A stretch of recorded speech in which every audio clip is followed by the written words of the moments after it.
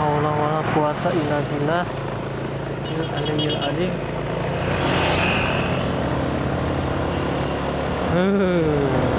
Ya.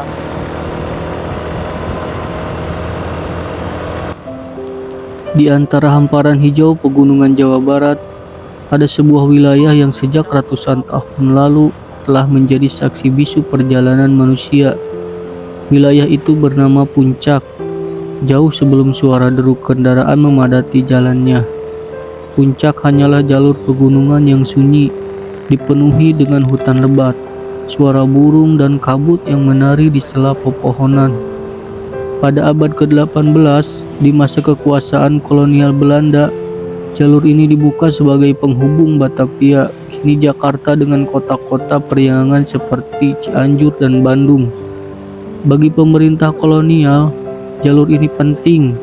Namun bagi orang-orang Belanda yang menetap di Batavia, Puncak adalah pelarian. Dari panasnya kota pesisir, mereka naik menuju udara sejuk pegunungan.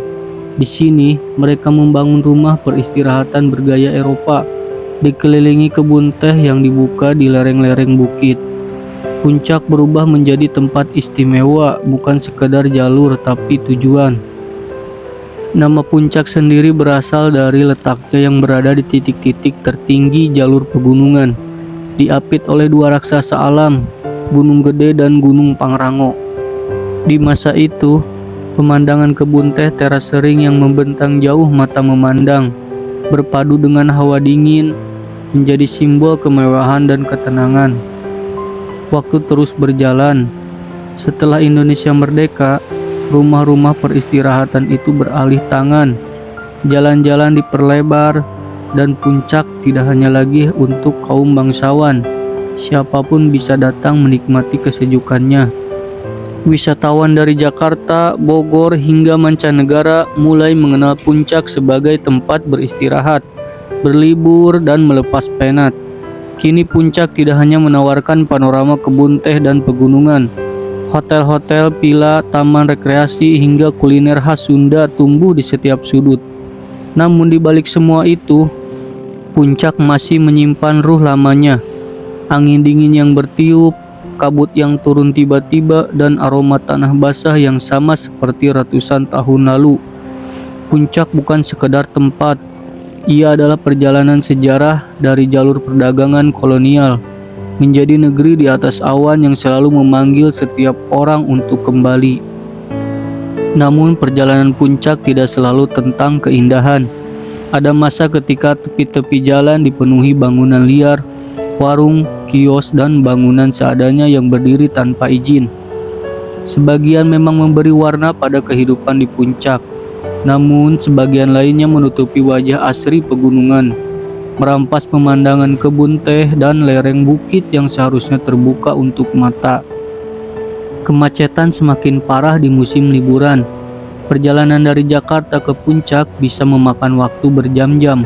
Namun anehnya, semua itu tidak menyurutkan langkah orang untuk datang.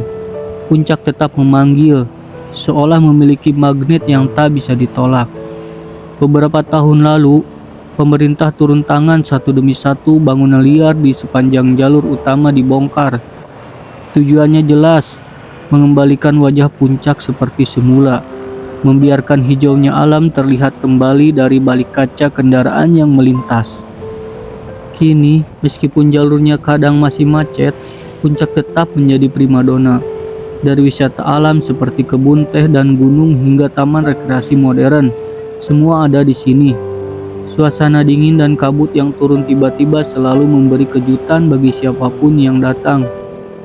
Puncak telah melewati banyak babak, dari jalur perdagangan kolonial, rumah peristirahatan bangsawan, lautan bangunan liar, hingga kembali menjadi ikon wisata alam Indonesia.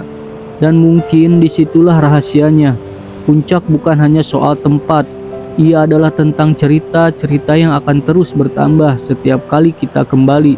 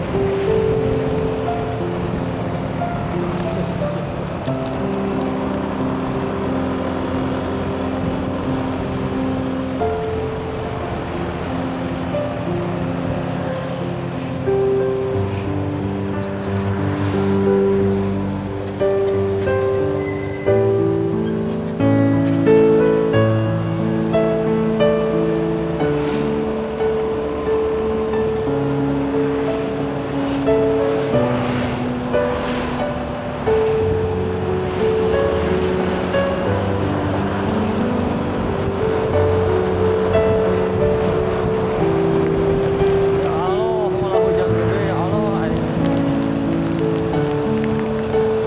Ya Allah.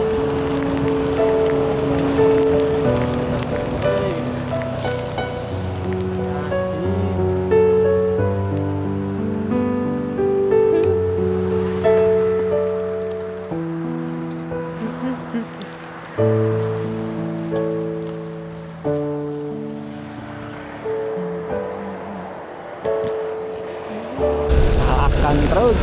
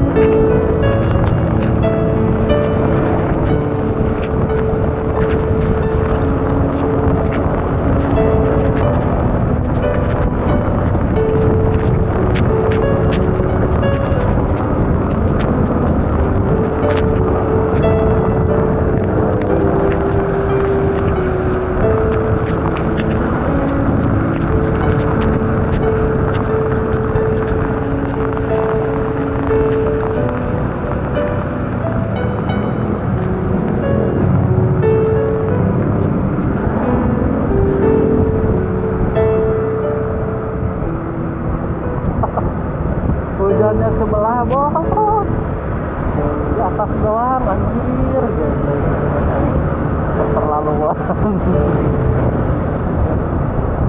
Ya Allah.